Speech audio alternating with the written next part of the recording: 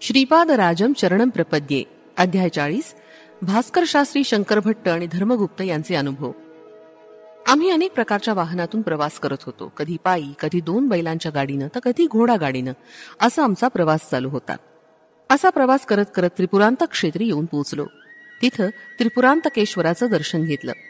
या ठिकाणी आम्हाला अनेक दिव्य अनुभव आले. आमच्याजवळ श्रीपाद प्रभूंच्या दिव्य पादुका होत्या. आम्ही प्रवास करत असताना श्रीचरण सुद्धा आमच्याबरोबर प्रवास करत असल्यासारखे भासत असे. आम्ही पावले टाकत असताना ती पावले आमची नसून श्रीचरणच आमच्या शरीरात प्रवेश करून पावलं टाकत असल्यासारखं वाटे. आम्ही बोलत असताना सुद्धा आम्ही काय बोलत असू ते आम्हालाच कळत नसे. श्रीपाद प्रभूच आमच्याद्वारे बोलत असल्याचं जाणवे. आम्ही जेवण करत असताना ते आमच्या मुखानच भोजन करत असल्याचा भास होत असे. आमच्या शरीरातील मांस, रक्त, नाड्यांमधून श्रीप्रभूच भरून असल्याचा अनुभव येत असे. शास्त्रातील जीवात्मा परमात्माच आहे हा सिद्धांत आम्ही ऐकून होतो. परंतु आज मात्र आमच्या संपूर्ण शरीरात श्रीपाद प्रभूंचंच चैतन्य भरून आहे याचा प्रत्यक्ष अनुभव श्रींचा स्पर्श नसताना सुद्धा अनुभवास येत होता. या प्रकारची लीला आम्ही पूर्वी कधीच पाहिली नव्हती अथवा ऐकली नव्हती.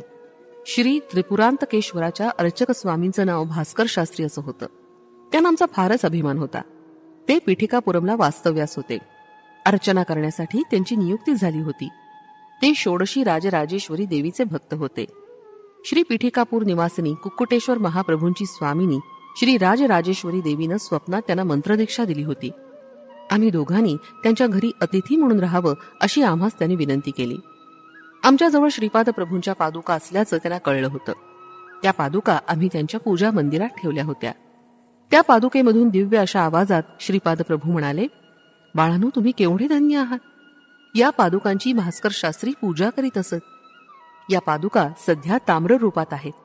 भास्कर शास्त्रींच्या मंत्रोपासनेच्या बलानं त्या पादुका काही वर्षांनंतर सुवर्ण रूपात परिवर्तित होतील. हिरण्य लोकातील काही महापुरुषांनी त्या पादुका हिरण्य लोकात नेऊन अर्चना अभिषेक केला होता. त्यानंतर त्या पादुका कारणलोकात असलेल्या माझ्याजवळ आणण्यात आल्या. त्या पादुका घालून मी कारणलोकात येऊन येथील दिव्य आत्म्यांना आशीर्वाद देतो.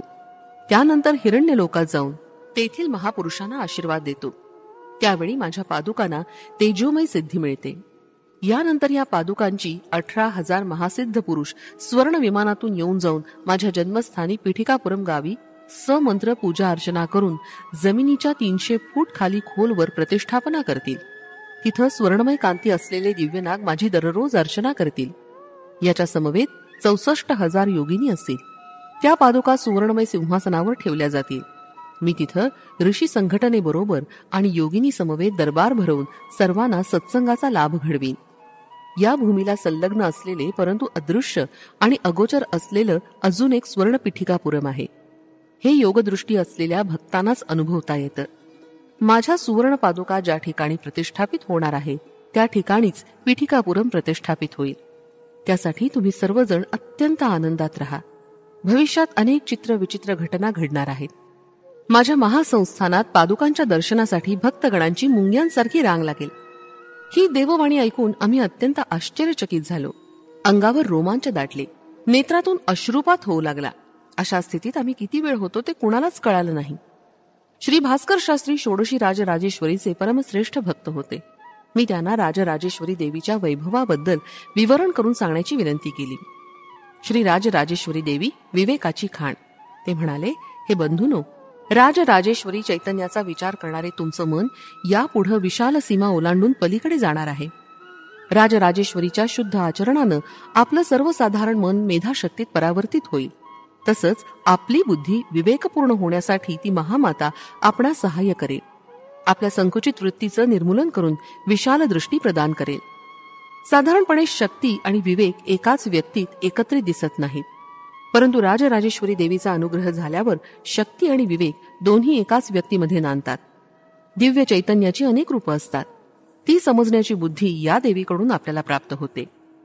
विश्वातील विशाल भावाची वृद्धी करण्यास श्री राजराजेश्वरी देवी आपणास मुक्त हस्तानं सहकार्य करते. अत्यंत अद्भुत असं दिव्य ज्ञान मिळवण्यासाठी, शाश्वत अशी दिव्य मातृशक्ती मिळवण्यासाठी, विश्वातील महान कार्य सफल होण्यासाठी तिचा अनुग्रह अत्यंत आवश्यक आहे.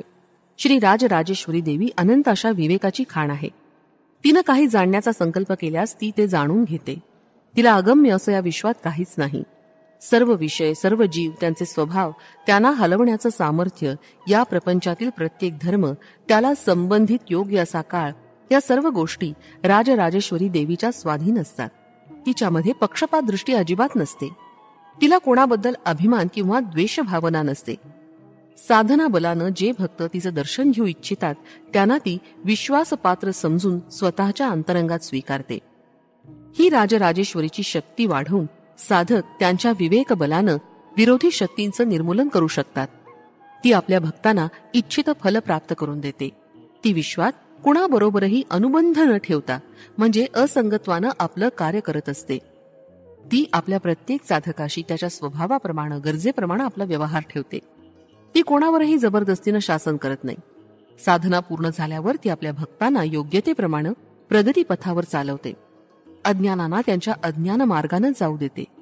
त्या मार्गानं जाणाऱ्या भक्तांचं पालन पोषण करून त्यांच्या अपराधांबद्दल त्यांना क्षमा करते. ते चांगले वागोत अथवा वाईट वागोत, ती त्यांच्याकडे दुर्लक्ष करते. तिची करुणा अनंत आहे. ती या संसार रूपी सागरातून तारून नेणारी आहे. तिच्या दृष्टीनं अखिल जगतातील सारे मानव प्राणी तिला अपत्याप्रमाणे आहेत. राक्षस, असुर, पिशाच या सर्वांनाच ती आपल्या मुलांप्रमाणे वागवते. तिला कितीही दया आली तरी तिचा विवेक जागृतच असतो. परमात्म्यानं आज्ञा पिलेला मार्ग ती कोणत्याही परिस्थितीत सोडत नाही. ती प्रयोगात आणते त्या शक्तीचं ज्ञानकेंद्र ती स्वतःच असल्यानं आपण तिचा अनुग्रह प्राप्त केल्यास आपल्याला सत्य ज्ञानबोध होतो. राजराजेश्वरी देवीची शक्ती प्राप्त करायची असेल तर आपणास कर्तव्य दक्षता, सत्यशोधन यासारख्या गुणांचा अवलंब केला पाहिजे. यामुळेच आपल्याला मातेचा अनुग्रह प्राप्त होईल. मी पिठिकापुरमला वास्तव्य करून असल्यानं श्रीपाद प्रभूंच्या कृपेस पात्र झालो. तसंच त्यांच्या कृपाप्रसादानंच माझी राजराजेश्वरी देवीची दीक्षा सुफलित झाली. आज माझा दीक्षा दिन आहे. आपल्या प्रगतीचा आढावा घेण्याचा दिवस, तसंच अधिक वेळ ध्यानात राहण्याचा दिवस. श्रीपाद प्रभू कोणत्याही परिस्थितीत पिठिकापुरमहून निघून संचार करण्यास जातील हे मी तुम्हाला उद्या सांगेन. तुम्ही तिथे येण्यापूर्वी श्रीपाद प्रभूंना मी अर्पण केलेला प्रसाद थोडासा जरी घेतलात तरी हा महाप्रसाद घेऊन तुम्ही सुद्धा धन्य व्हाल. श्रीपाद श्रीवल्लभांचा जय जयकार असो. फलश्रुती, असाध्य कामात यश मिळण्यासाठी.